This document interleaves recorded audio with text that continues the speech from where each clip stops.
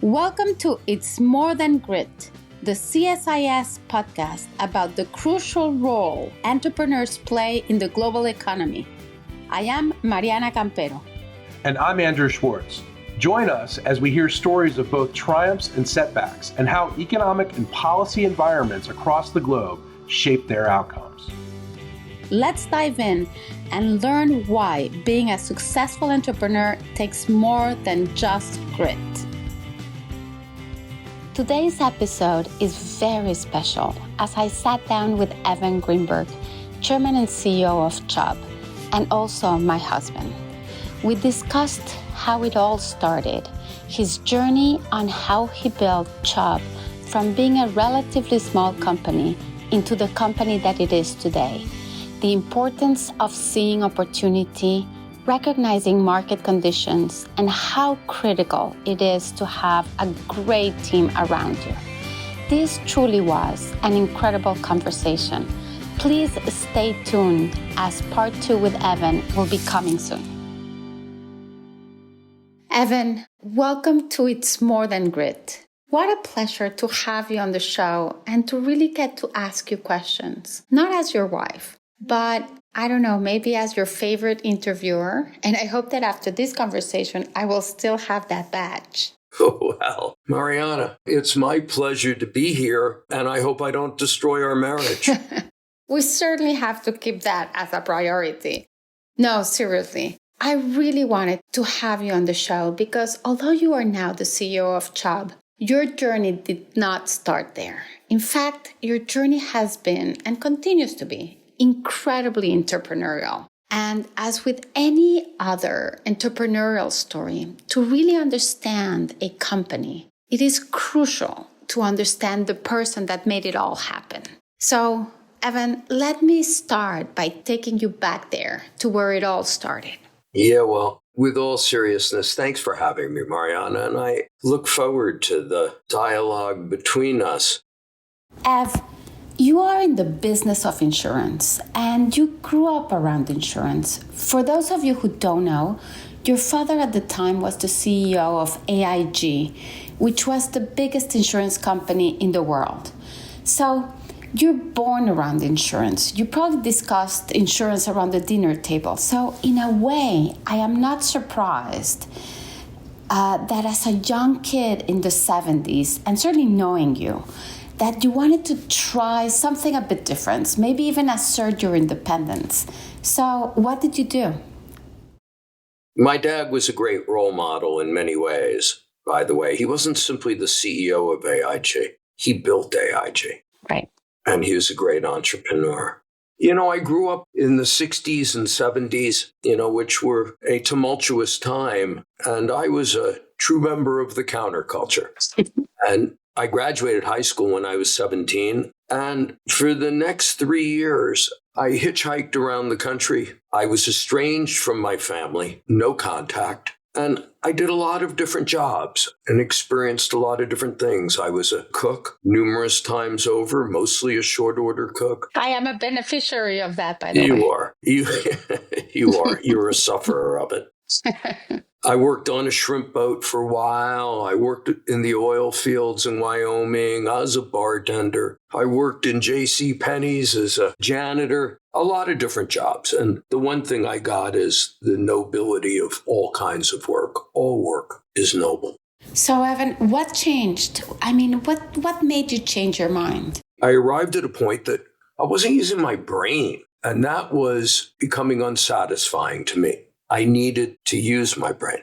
And I was offered an opportunity to try something in insurance, and I needed to do it with anonymity. Right. I didn't want my family to know, and I didn't want any colleagues to know who I was. So I changed my name. To what? I changed it to something really creative, Evan Green. Yeah. But the BERG made all the difference in the world that there was no Google at the time. Creativity came later. It came later. But it allowed me to just try in my own way something different, and the rest is history. I adored it. It was like putting a little duck in water. I started at the lowest level rating automobile insurance policies. And, the rest is history. The duck swam. So, and you were like 20 years old at the time, right? I was 20 years old and I was in Denver, Colorado. So, Evan, basically, you did every single job in every line of business. And you started, as you said, from the very bottom and rose to the top ranks at AIG. What lessons and skills did you learn from AIG, good and bad, that allowed you to build Chubb? And, what of those lessons shaped the future Evan? Yeah. I didn't graduate college. At that time, I didn't go to college. Right. I subsequently attended college at night, though I never got a degree. Imagine, had you had one too? Yeah, imagine what I'd have been if I did. My God. But, I never had aspirations to run AIG or run my own company. It wasn't about that for me. I loved what I was doing. I loved building and creating. I loved learning the art and science of what insurance is about, which is risk-taking and underwriting. And what AIG taught me was, my God, to love what you do, to be so passionate about it. And it taught me accountability because that was the nature of the culture. It was in a profit center structure. So all businesses had responsibility for the top line to the bottom line, like a microcosm of the whole. So I learned to run businesses from very little businesses, step by step to bigger businesses. I learned the notion of creativity and practicing my craft and applying it to opportunity and how to have a vision for opportunity and use my craft to take advantage of that opportunity and create business around it. I learned sacrifice. My God, in AIG, it was all about sacrifice and hard work. Was it bureaucratic? It wasn't a bureaucratic culture. It was terribly entrepreneurial, and we were recognized for that. And finally, I would say throughout all the years, I became an internationalist because it was a global company building businesses in all cultures all over the world. And I thrived on that. I absolutely adored it, loved it. So they formed me, it was formative years from the age of 25 to 45. It armed me and formed me in so many ways to who I became. Is it true that 6 months before you were going to be named the CEO of AIG, which was worth at the time about $200 billion, you decided to quit? I mean, why? Who does that? Well, I do that. Remember, I'm the guy who left high school and just said goodbye to everybody for a few years. I have a little bit of an independent streak, but yes, it's true. And I suppose I did it, when I think about it, for a couple of reasons. First of all, with the CEO, I was in kind of an abused couple syndrome. I was the abused. I knew I was going to become CEO in title, but not CEO in fact. And I had a strong feeling that anybody who would make that deal actually isn't the right person to be the CEO, and that I had to leave. I think anybody who would make that deal has a streak of weakness, and it's title at all and position at all cost. And that's not a leader's instinct. Did you have a plan B or another job offer by any chance? Well, I had a plan B. I had spent so much time being the employee and the executive. I hadn't spent enough time being a good father and being a good husband. So actually, my plan B was to spend half my winter, half my time skiing, and the other half to go on the board of my kids' school and pay more attention to my family. But seriously, I didn't have a plan B. I thought it would be terribly disloyal to be looking for a was or spending my time imagining what my career would be when I was the president and I was the number 2 of AIG. Mm-hmm. They deserved 100% of my attention. Evan, you had a 25-year career, as you said, a bunch of international experience, but you were also the son of Hank. Did people at the time when you left, did they saw you and recognized you for your talents? Or do you think they still saw you or thought that you got where you got because of your father? That was a very painful realization for me. I thought, having the track record that I thought I had and being the president of AIG, that the doors would be open to me for opportunity. And I spent the next year looking at many different opportunities, but they turned out to be only opportunities I could create. There were no doors open to me. In short, no one knew whether I was any good or not, and no one was willing to take that chance on me. What or who turned the tables?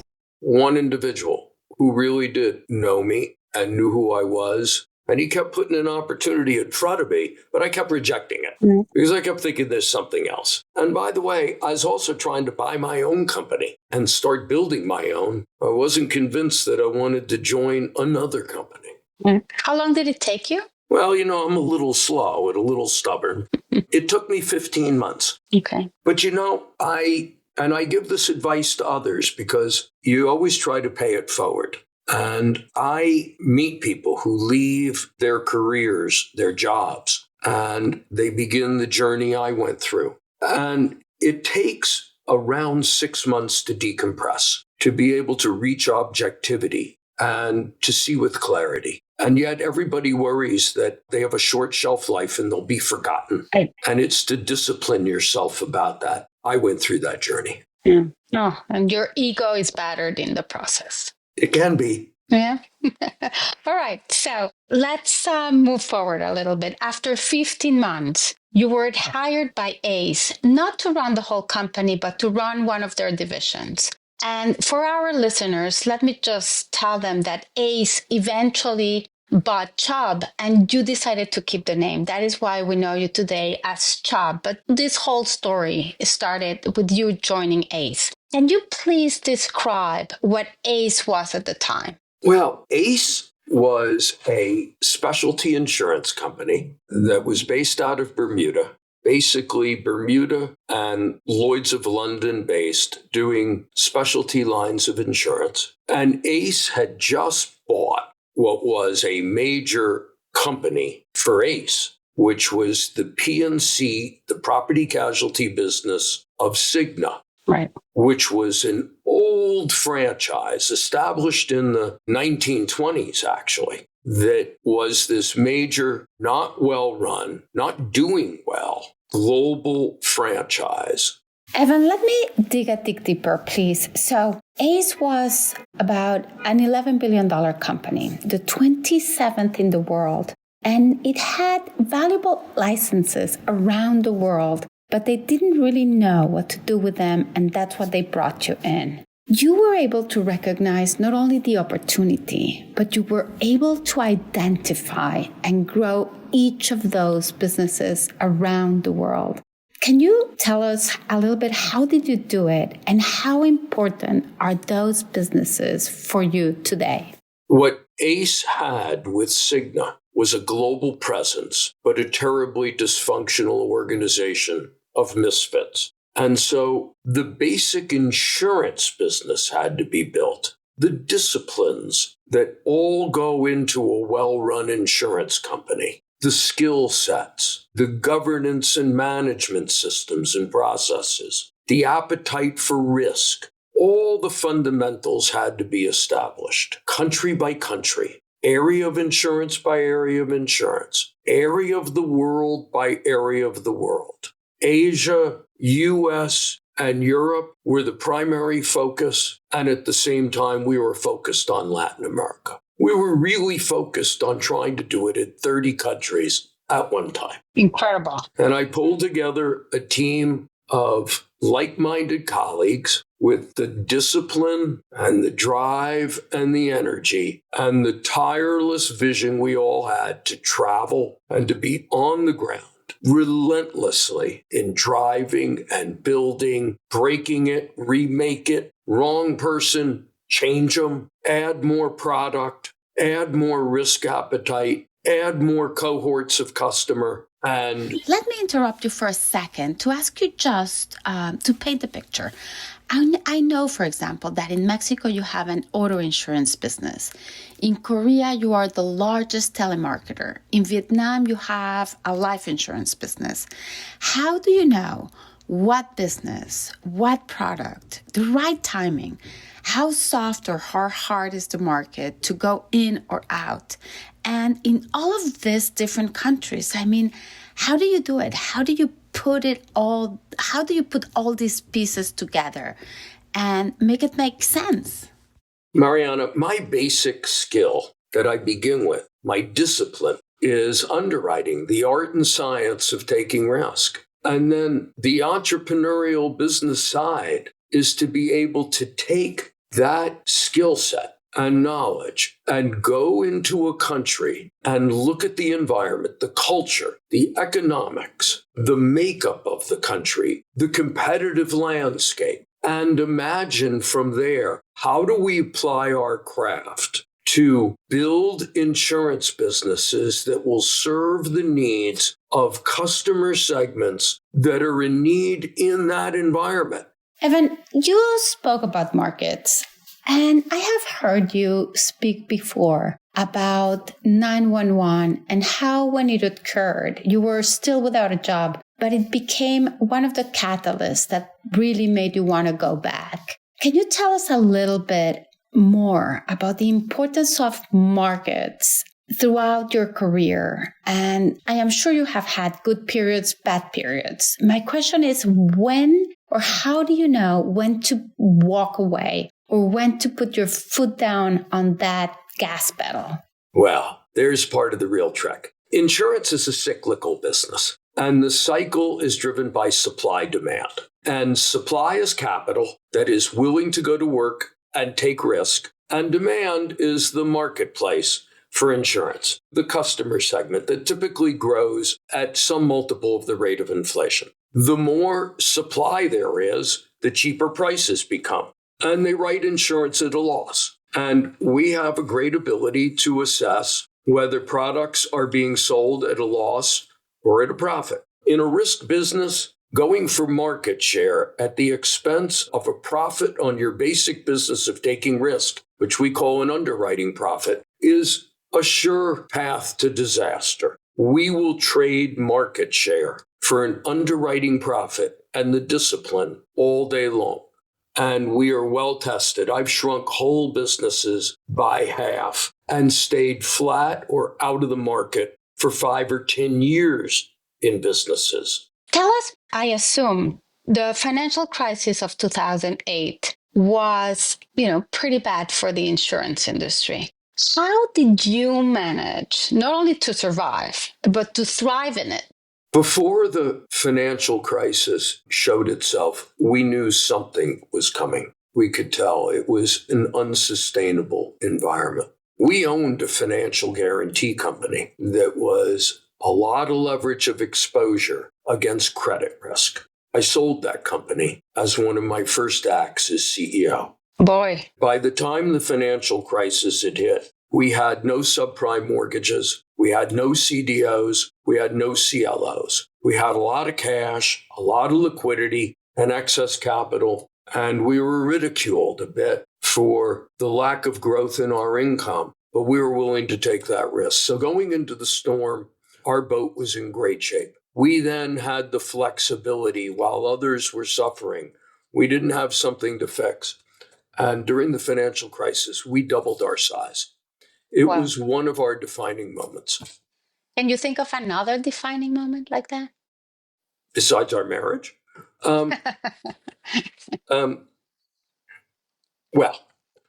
when we bought Chubb, that was another defining, there were many defining moments, but that was a major game changer for the company. And that was 2016, correct? 15. 15, okay.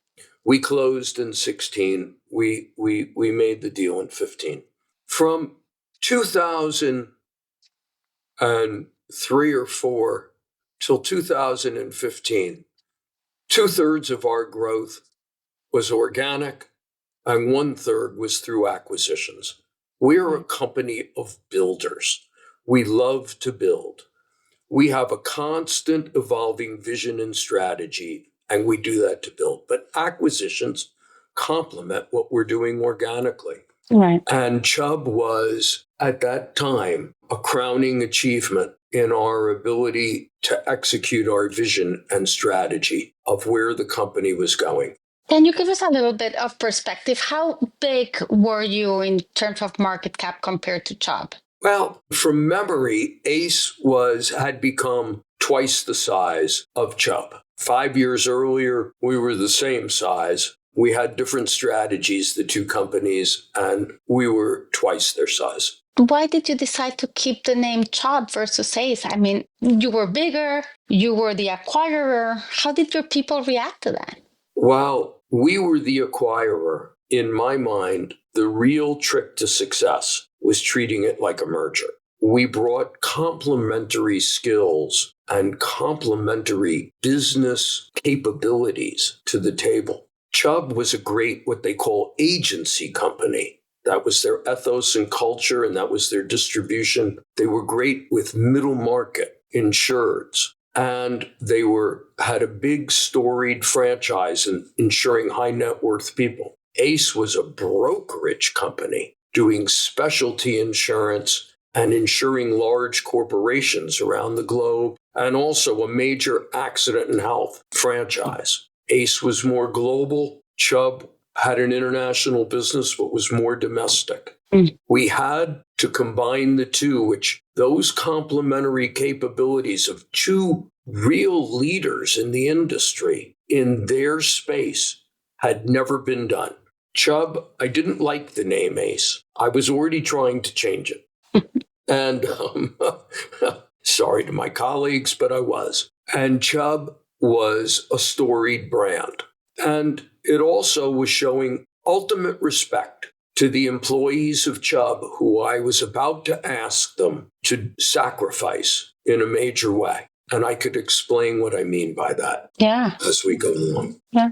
Evan, what about cultures? Because, and correct me if I'm wrong, but what I've heard is that ACE, in a way, were like, these kids from the Bronx. You were tough, you were frank, you were hungry. And the people from Chubb were more like a traditional white shoe company. So how did you pull it off? I mean, how did you put the two together in such a successful way?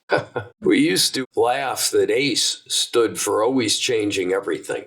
We were and we are entrepreneurial, driven, hungry, very dynamic. Chubb was more methodical, a bit more staid. And as I said, I was going to ask them to sacrifice. They weren't used to rapid change or disruptive change. And putting the two together was that. ACE people were viewed as rude. They weren't rude, they were frank. Chubb people, it was part of the culture, was more passive aggressive. And so they wouldn't be as frank. Getting the two to trust each other and understand each other. One of the things changing the name did, it gave everybody a reason to hate me. The Chubb people had a reason to hate me because I bought the company. And I was going to ask them to change. And the ACE people, I took their symbol of success that represented all their stories, and I threw it out the window. Perfect. You were the enemy for everybody, so. I was, but I'm going to tell you the one thing that bound everyone together. And this I knew. Chubb was a great underwriting company. Right. ACE was a great underwriting company, which that's the reason we exist. That's what an insurance company is, a risk-taking company, which means you're in the business of risk, you're in the business of underwriting. And my job was to create an environment where they could do that and come together and 1 + 1 to create 3 in terms of a culture. And I am gratified by what they did. It's stunning to me. Evan, by the time you bought Chubb, you had already done 13 acquisitions. And as you said, you've been focused on growing organically and also through acquisitions. Looking back, did you know back then where you were going or was it more opportunistic? I mean, I know today you have had 47 billions in acquisitions. So you've been pulling together pieces from this big puzzle. Did you have the vision? Did you know where you wanted to go? Sort of how have you been putting it all together? Look, I'd love to lie to you and tell you that, yeah, sure. I had this great blueprint and I knew exactly where we were going. What I knew is we were going to build a great global company. I knew where I would like to see us go in 3 and 5 year increments. I always had desires of the areas of opportunity that I hoped as we built and created more capability and a bigger balance sheet and income power, that it would give us freedom to expand further into other areas. Let me take a pause here just to provide a description of what you are today, okay? Since you joined, the company's value has increased from 11 billion to 64 billion right before the pandemic. And as I said, to about $110 billion today. You made less than $1 billion in earnings back then, and today you're making more than $9 billion. That is pretty quite remarkable. I mean, you have 40,000 employees working in 53 countries.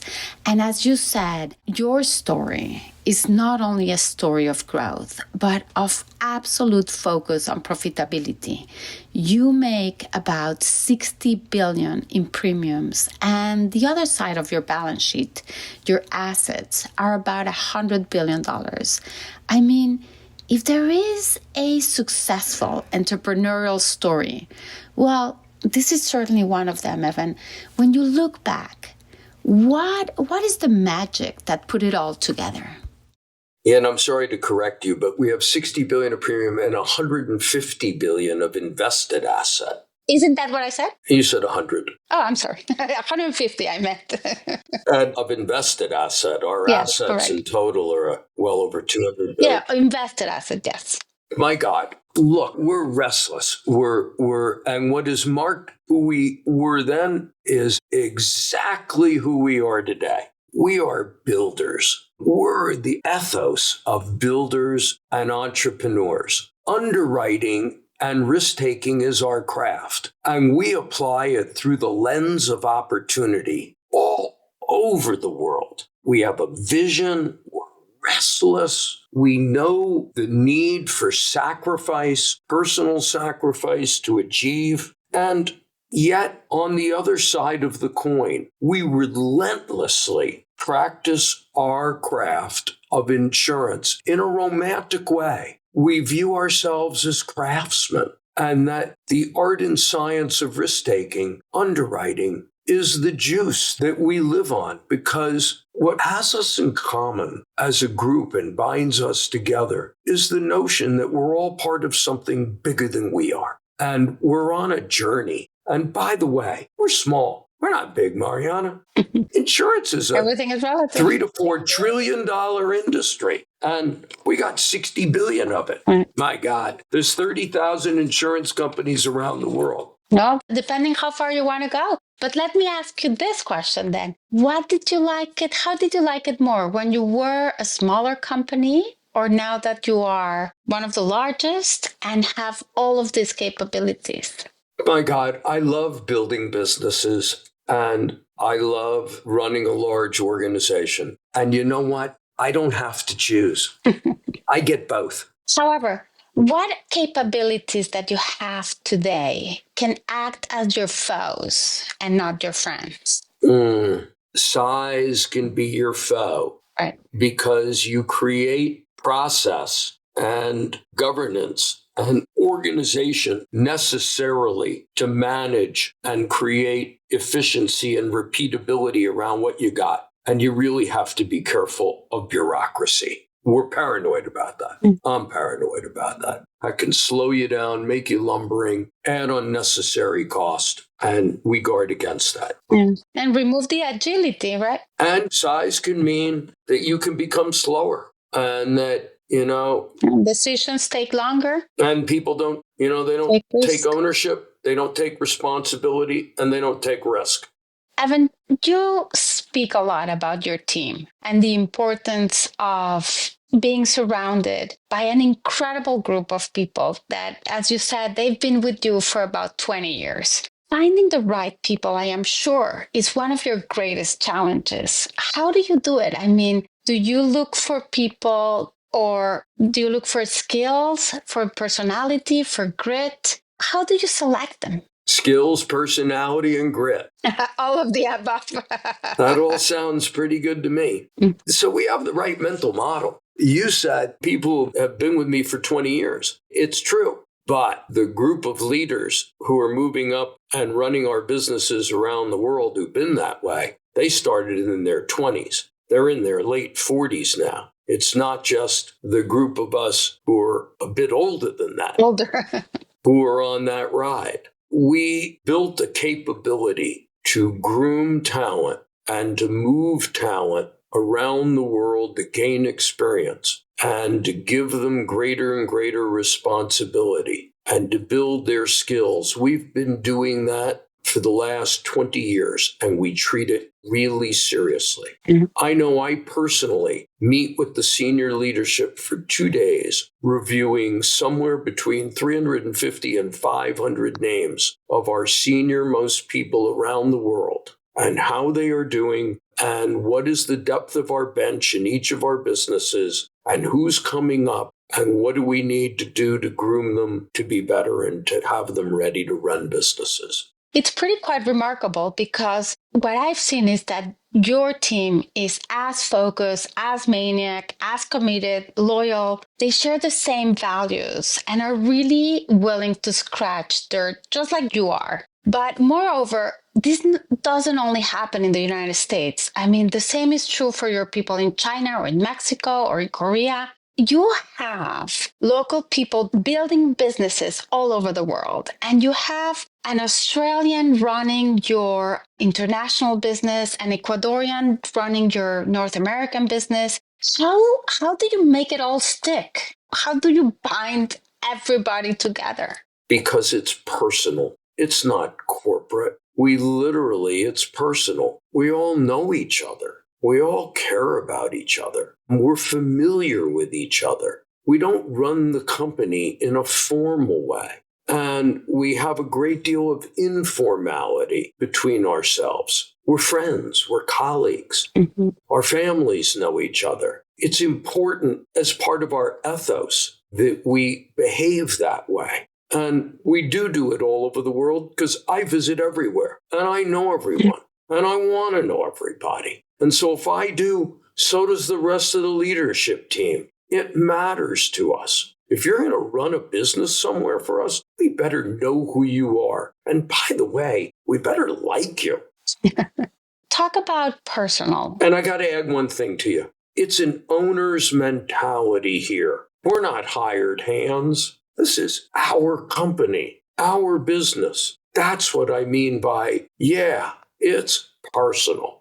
Ev, I have been a witness of that, and it has truly been a pleasure to be part of it. Unfortunately, we're coming to the end of this episode, and I am not Joe Rogan, and you probably don't want to talk with me for another 3 hours about this.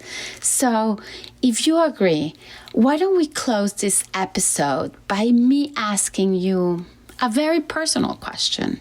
Favor, actually. Can you come back for another episode? Because I really don't think we're done here. And I would love to ask you many other things about China, about AI, about Warren Buffett, the industry, but more importantly, about your future plans. Mariana, the last hour has been a sheer pleasure. Not just to talk with you, but to be able to talk about really one of the most important parts of my life and my baby, the love of my life. So I'd be delighted to take another hour and speak about exactly what juices me. So thank you. With the other love of your life. There you go. With the second love of my life. Exactly. Oh my God. Which one is the first? Thank you so much. Chubb is the second. Thank you so very much. I really appreciate it.